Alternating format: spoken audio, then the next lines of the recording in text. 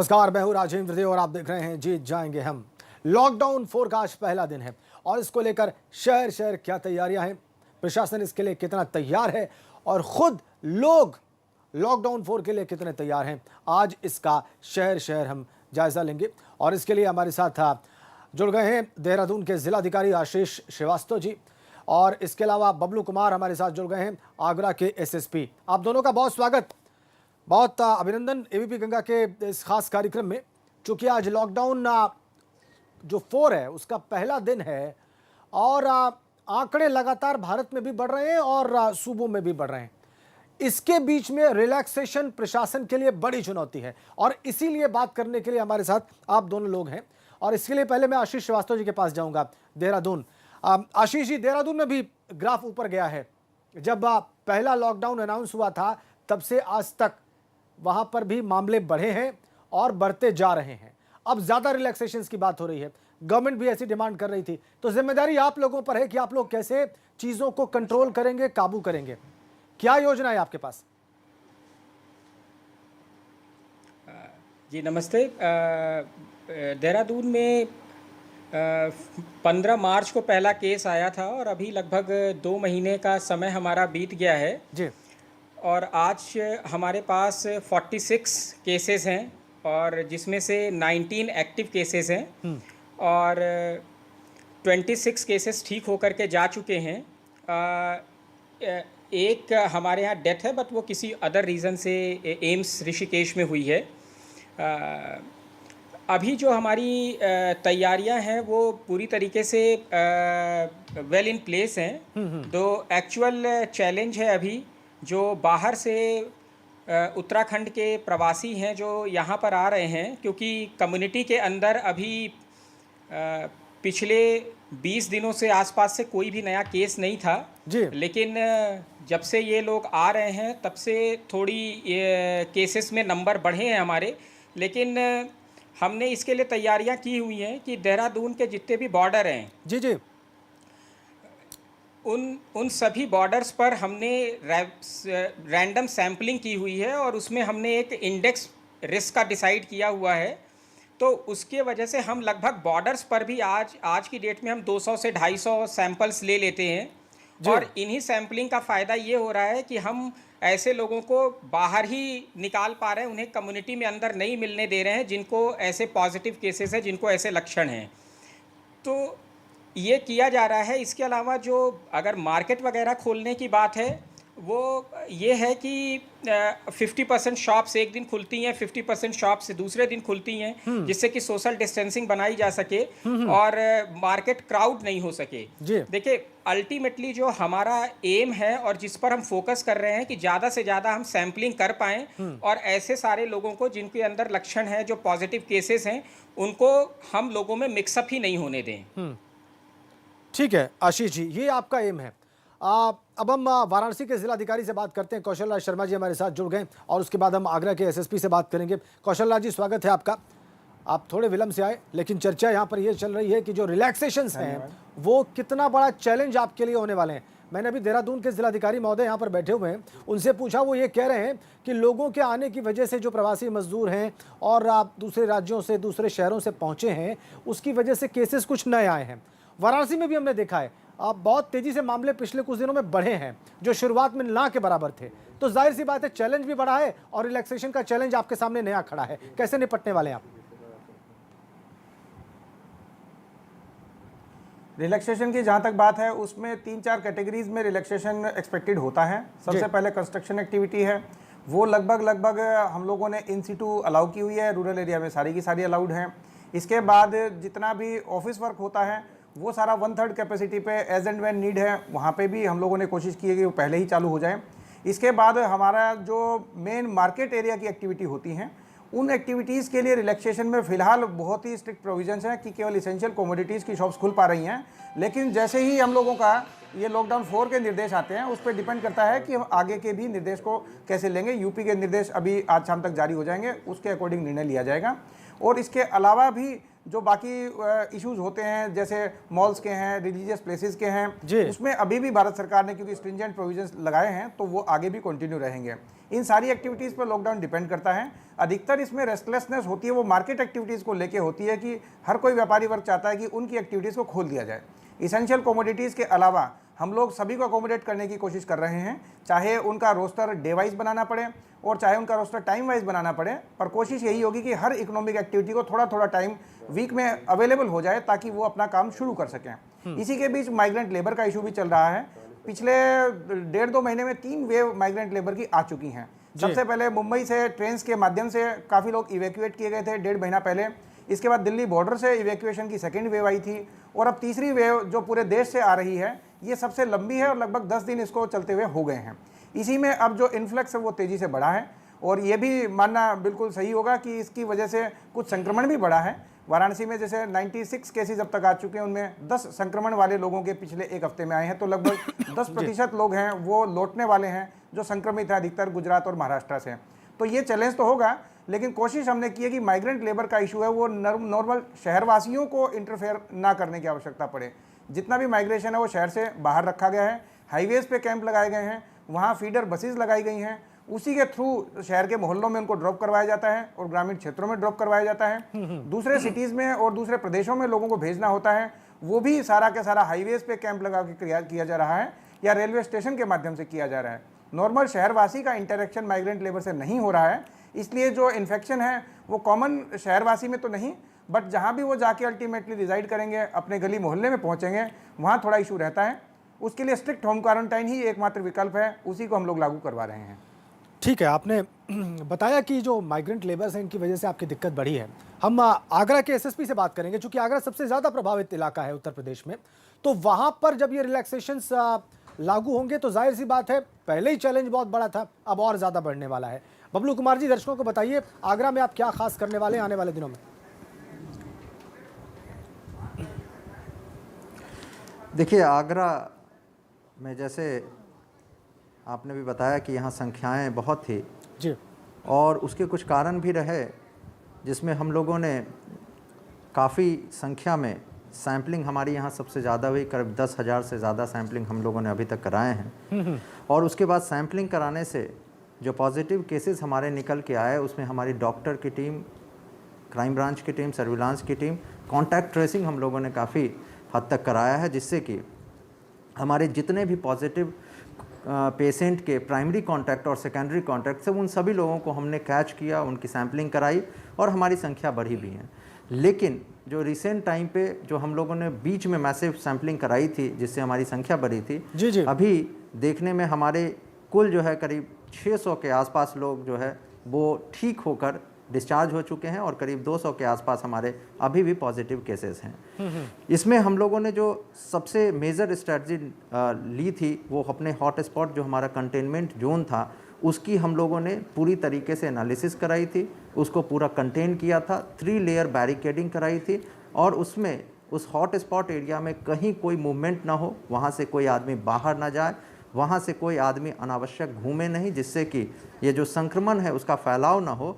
ये स्ट्रैटेजी हमारी थी, जिसमें हमने अवेयरनेस का भी काम किया कि लोगों को जागरूक किया जाए, अनाउंसमेंट सिस्टम लगाए, लोगों को यूज़ किया, पब्लिक को यूज़ किया। साथ ही साथ इन्फोर्समेंट हमने बहुत तगड़ा कराया जी। बैरिकेडिंग जो बांस बल्ली की होती है, जो फिक्स बैरिकेडिंग होती है, उसके माध्यम से उसको हमने घेर दिया और उसी का नतीजा है कि धीरे धीरे जो केसेस हैं डिस्चार्ज हमारे ज्यादा हो रहे हैं, डिस्चार्ज वाले केसेस बढ़ते जा रहे हैं और एक्टिव केसेस जो है वो कम आते जा रहे हैं। ठीक है, ये उत्साहवर्धक है बबलू कुमार जी, नो डाउट ये चीज, ये फिक्र जो आपने बताया ये उत्साहवर्धक है, लेकिन समस्या तो समाप्त नहीं हुई है। और मैं आशीष वास्तव जी के पास जाऊंगा, देहरादून जिलाधिकारी हैं वहां के। आशीष, आप अभी बता रहे थे कि कैसे आप सैंपलिंग करने पर ज़्यादा फोकस कर रहे हैं, ज़्यादा से ज़्यादा आपको केसेस का पता चल पाए, संक्रमित लोगों का पता चल पाए, ताकि आप उनका मिक्सअप लोगों में रोक पाएं। लेकिन जाहिर सी बात है इसमें समय लगेगा और रिलैक्सेशन हो सकता है आज शाम को गाइडलाइन आने के बाद, या अभी चूंकि भारत सरकार की गाइडलाइन आ चुकी है, वो प्रभावी ही है एक तरह से। तो चैलेंज तो बहुत बढ़ा हुआ है और सैंपलिंग आप ज़्यादा से ज़्यादा करवाएं, इसमें भी चैलेंज है। तो इसके लिए चूंकि हमने पहले देखा जब लॉकडाउन बहुत ज़्यादा मजबूती से एनफोर्स था आशीष जी, तब भी केसेस आ रहे थे, तो इसलिए मैं पूछ रहा हूं बार बार कि ये कैसे संभव हो पाएगा? देखिए राजेंद्र जी, जो चैलेंज है ये डेफिनेटली है कि लॉकडाउन को थोड़ा रिलैक्स किया गया, लेकिन उसकी ज़रूरत भी है क्योंकि बहुत सारी एक्टिविटीज़ हैं, पब्लिक को वो एक्टिविटीज़ करनी है, उनकी लाइवलीहुड का इश्यूज़ है, तो वो उनको करना ही है। लेकिन जो ये सैम्पलिंग का जो हमारा मेथड है, अगर मैं आपको बताऊं कि जो है हमने लगभग 15th 16th के आसपास हमने जो हमारा FRI एक बड़ा इंस्टीट्यूशन है जिसको हमने लॉकडाउन किया था मार्च के महीने में, वही स्ट्रेटजी आज भी है कि जिन एरियाज़ में ऐसे लोग निकल रहे हैं उनको तुरंत उस एरिया को कंटेन करना, वहाँ पर बहुत ज़्यादा कम्युनिटी सर्वेलांस करना। देहरादून में मैं आपको बताऊं कि उत्तराखंड की जितनी भी सैम्पलिंग है उसमें से ऑलमोस्ट लगभग 45% सैम्पलिंग हमने देहरादून में करी हुई है। केसेस भी हमारे ऑलमोस्ट 50% हैं, उत्तराखंड के जितने हैं उसमें से देहरादून में 50% केसेस हैं उसके। लेकिन जो इशू है कि हम किस तरीके से इनको मिक्सअप होने से रोकें, वो डेफिनेटली एक स्ट्रेटेजाइज्ड प्रक्रिया हम करते हैं कि जैसे ये लोग आते हैं, जिनके सैंपल्स लिए जाते हैं, उनको होम क्वारंटीन किया जाता है, उनको निकलने नहीं दिया जाता है घरों से बाहर। और एक बहुत इंपॉर्टेंट है, चूँकि देहरादून स्मार्ट सिटी भी है, तो हमने स्मार्ट सिटी में के माध्यम से जो हमारा integrated command and control centre है, उससे भी हम होम क्वारंटीन किए हुए गए लोगों की मॉनिटरिंग करते हैं। और उनको घर से अगर वो अपने यहाँ से जहाँ उनकी लोकेशन है उससे अगर 50 मीटर से इधर उधर उनकी लोकेशन आती है तो इमीडिएटली मैसेज जनरेट होते हैं और पुलिस उसे इन्फोर्स कराती है। बहुत सारे लीगल एक्शन भी लिए गए हैं। लेकिन थोड़ा देहरादून में एक अच्छी बात यह है कि लोग पर्सनल स्पेसिफिकली खुद भी बहुत जागरूक हैं, तो इस वजह से ऐसे केसेस रिलेटिवली हमारे पास कम है जहाँ पर वायलेशन के इश्यूज आए हों। लेकिन ये एक कलेक्टिव अप्रोच है कि आपको मॉनिटर भी किया जा रहा है, आपके अगेंस्ट एक्शन भी हो सकता है, और उसके साथ साथ इफेक्टिव सैम्पलिंग किया जाना, कॉन्टैक्ट ट्रेसिंग उनकी करना। बहुत डेडिकेटेड टीम्स लगाई गई हैं, मोबाइल टीम्स लगाई गई हैं जो कि इस तरीके की प्रक्रिया को करके तुरंत इमीडिएटली चेक करती हैं। और हमारा पूरा का पूरा फोकस इस बात पर है कि हम किस तरीके से हमारा रिस्पांस टाइम क्या होगा, अगर कोई पॉजिटिव केस आता है तो उसकी सैम्पलिंग जो कॉन्टैक्ट ट्रेसिंग होनी है वो कितने देर में हो जाएगी, और कितने देर में फिर ऐसे सारे लोगों को भी उस कम्युनिटी से अलग किया जाएगा। तो इस तरीके की स्ट्रेटेजी बना करके हम काम कर रहे हैं, जिससे अभी अगर मैं कहूं कि अगर जो 15 मार्च को जिन सिटीज़ में पहले केसेस रिपोर्ट हुए थे और आज के जो केसेस रिपोर्ट हुए होंगे उनके जो नंबर्स हैं, अगर उनको कंपैरिजन करें तो देहरादून की पोजीशन कुछ अच्छे जिलों के साथ होगी, जहां पर हमने पहले के साथ अभी सिर्फ हमारे पास 2 महीने में भी 45 केसेस हैं। ठीक है, ये बात ठीक है कि देहरादून में तुलनात्मक रूप से दूसरे शहरों के मुकाबले में स्थिति बेहतर दिखती है आशीष जी, इसमें कोई दो राय नहीं है। लेकिन बार बार हम लोग यही बात सोच रहे हैं और कह रहे हैं कि जिस तरीके से पिछले कुछ दिनों में रिलैक्सेशंस वाले जो दिन रहे हैं, वो चीज़ें बड़ी हैं, वो आपके लिए चैलेंज होने वाली हैं। कौशल राज जी, प्रशासन जाहिर सी बात है उसकी एनर्जी कई जगहों पर लगेगी, चूंकि आप रोस्टर बना रहे हैं, इकोनॉमिक एक्टिविटीज़ को भी आपको फेज वाइज शुरू करना है, लोग उसके लिए बाहर निकलेंगे और इन्फ्लक्स भी हो रहा है मजदूरों का, तो जो फोकस है प्रशासन का वो कई जगहों पर बटेगा जो अब तक बहुत कम था। इसी से डील करना है मुझे लगता है, और ये सबसे बड़ा चैलेंज, इसको तो आप स्वीकार करेंगे।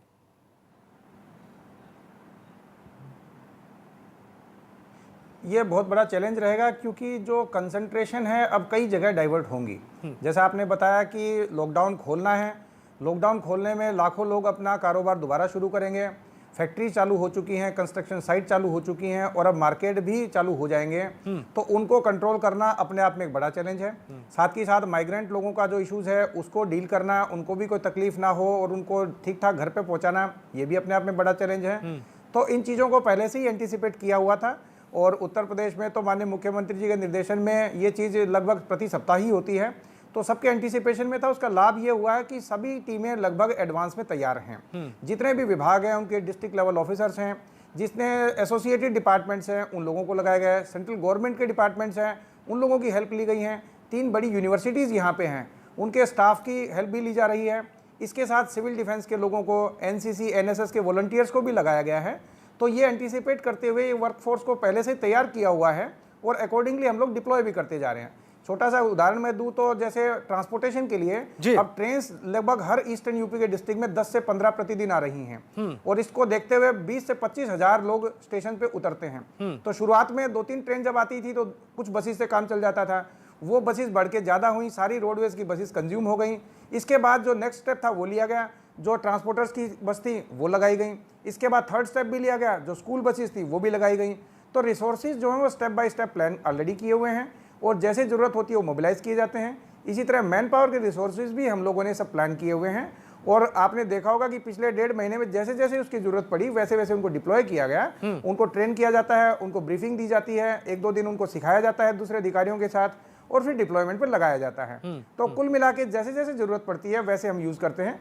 लॉकडाउन में जो चैलेंज सबसे बड़ा रहेगा वो पुलिस फोर्स की अवेलेबिलिटी का है। बिल्कुल, क्योंकि बिल्कुल। जो यूनिफॉर्म्ड सर्विसेज होती हैं उसी के माध्यम से लॉकडाउन किसी ना किसी तरह विजिबल होता है। बिल्कुल, वो थोड़ी सी संख्या लिमिटेड होने की वजह से ये कहीं कहीं जरूर मैसेज जाता है कि लॉकडाउन कहीं कहीं हम लोगों का हल्का दिख रहा है, लेकिन उन लोगों की भी हम लोग अवेलेबिलिटी बढ़ाने की कोशिश कर रहे हैं। जितने हमारे होमगार्ड्स थे, जितने पीआरडी के जवान हैं उनको डिप्लॉय किया गया है। एनसीसी के वॉलंटियर्स हम लोग 3-4 दिन के बाद लेने शुरू करेंगे जो ट्रैफिक रूल्स रेगुलेशन फॉलो करवाने में और जो बड़े मार्केट प्लेसेस और मंडी हैं उनमें वायलेशंस लागू कराने में हेल्प करेंगे। तो उन लोगों के लिए भी हम लोग प्लान कर रहे हैं। साथ ही साथ कुछ हमको एनडीआरएफ के जवान या सीआरपीएफ की यहाँ पे एक बटालियन है उनके जवान भी हम लोग कुछ दिन के लिए लेने का प्रयास करेंगे। तो कुल मिला के इनकी भी अवेलेबिलिटी बढ़ाई जाएगी और हम लोगों का पूरा प्रयास होगा कि मैन पावर या बाकी रिसोर्सेज जो भी हैं स्टेप बाय स्टेप जैसे आवश्यकता हो वैसे वैसे उनकी पूर्ति होती रहे और जब जब हमारे पास जो जो आवश्यकताएं होंगी वो हम पूर्ति करते चले जाएं। ठीक है, आपने यूनिफॉर्म सर्विसेज की बात की, पुलिस फोर्स की बात की, बिल्कुल ठीक है। बबलू कुमार जी हमारे साथ हैं। बबलू जी बिल्कुल सही बात कही कौशल राज जी ने। जो एनफोर्समेंट दिखता है वो यूनिफॉर्म मैन की मौजूदगी की वजह से दिखता है और जब वो नहीं रहते हैं वहां पे तो ऐसा लगता है कि चीजें सामान्य हो गई हैं। मैं कॉमन आदमी के नजरिए से बात कर रहा हूं सर, इसको आप लोग कैसे डील करने वाले हैं? देखिए, बिल्कुल जैसे लॉकडाउन 4 आज से प्रारंभ हुआ है और बहुत सारी सर्विसेज जैसे हमारे यहाँ ऑलरेडी कई इंडस्ट्री जो हमारे ऑरेंज जोन में थी वो प्रारंभ हो गई हैं और उनके लिए जो परमिशंस थी वो भी दे दी गई हैं। जो हमारे पुलिस बल हैं उनकी जुडिशियस डिप्लॉयमेंट जो है वो हम लोगों ने प्लान किया है और जो हमारे एक्स्ट्रा एसेसरीज़ हैं जैसे कि होम गार्ड्स हैं, जैसे कि हमें पीआरडी के जवान हैं, इन सभी लोगों का उपयोग भी हम लोगों ने अपने लॉकडाउन के इन्फोर्समेंट में कराया है। जी। इन्फोर्समेंट को हम 2 तरीके से करा रहे हैं। पहला है कि अवेयरनेस, अधिक से अधिक हम लोगों ने मोबाइल वैन चलाए हैं, गाड़ियां चलाई हैं ताकि लोगों को अवेयर कर सकें कि लॉकडाउन क्यों ज़रूरी है, क्यों हमें सोशल डिस्टेंसिंग का पालन करना चाहिए, क्यों हमें घरों के अंदर रहना चाहिए, केवल आकस्मिक स्थिति में हम बाहर निकलें। साथ ही साथ जो हमारा इन्फोर्समेंट दूसरा पार्ट है उसमें हमने पुलिस बल के प्रेजेंस को इंश्योर कराया है। जो हमारी पीक टाइम है उसमें हमने अधिक पुलिस बल डिप्लॉय किया है और उसकी प्रेजेंस को इम्प्रूव करने के लिए होमगार्ड्स, पीआरडीज़ का यूज़ किया है। साथ ही साथ हम लोग एनसीसी, एनएसएस के वॉलंटियर्स हैं उसको यूज़ करके चौराहे चौराहे रखवा रहे हैं, डिप्लॉय कर रहे हैं। साथ ही साथ हमने यहाँ आगरा में एक इनिशिएटिव लिया है कि हर एक मोहल्ले जो हमारे हैं, स्पेशली जो हमारे हॉट स्पॉट कंटेनमेंट एरिया है, चूँकि पूरा आगरा सिटी जो है वो रेड जोन में है, हर मोहल्ले में हमने 5 लोगों की एक कमेटी बनाई है और उनको कोरोना फाइटर्स कहा है। ये उन्हीं मोहल्ले के हैं, वहीं के लोग हैं जो यंग हैं, जो बेसिकली जिनकी इम्यूनिटी अच्छी है, जो अच्छा बोल सकते हैं और उन कोरोना फाइटर्स की मदद से हम लोगों ने उनके मोहल्ले में सोशल डिस्टेंसिंग का पालन कराना, उसमें इन्फोर्समेंट करवाना, साथ ही साथ लोगों को अवेयर करना और अगर किसी व्यक्ति को किसी तरह की परेशानी है उनके मोहल्ले में वो फीडबैक भी लाकर पुलिस और प्रशासन को देना। तो ये कोरोना फाइटर्स जो हमारे हर मोहल्ले में 5-5 बनाए गए हैं, ये करीब 1600 से 2000 के आसपास जो है पूरे शहर और ज़िले में है, इनका हमें बहुत फ़ायदा मिला है और ये हमारे लिए फोर्स मल्टीप्लायर का भी काम किए हैं। ये आपने बड़ी अच्छी हमारी चीज़ फोर्स बताई। की, बबलू जी आपने बहुत अच्छी चीज़ हमारी बताई है। फोर्स की जो प्रेजेंस है, मुझे लगता है जो ये आपकी बात जो लोग सुन रहे होंगे प्रदेश में और बल्कि देश के दूसरे हिस्सों में भी, वो आपकी जो ये वॉलंटियर्स वाला जो आइडिया है हो सकता है उनके बहुत काम का साबित हो। हमारी शुभकामनाएं हैं, आपके प्रयास रंग लाएं, चूंकि आने वाले दिन ज़्यादा चुनौतीपूर्ण है। बबलू जी बहुत बहुत धन्यवाद आपका और बहुत धन्यवाद वाराणसी के डीएम कौशल राज जी का और देहरादून के जिलाधिकारी आशीष श्रीवास्तव का इस चर्चा का हिस्सा बनने के लिए और ये बताने के लिए कि उनकी तैयारियां क्या हैं आने वाले दिनों में लॉकडाउन 4 के लिए, क्योंकि चुनौती बहुत बड़ी है। ब्रेक के लिए रुक रहे हैं।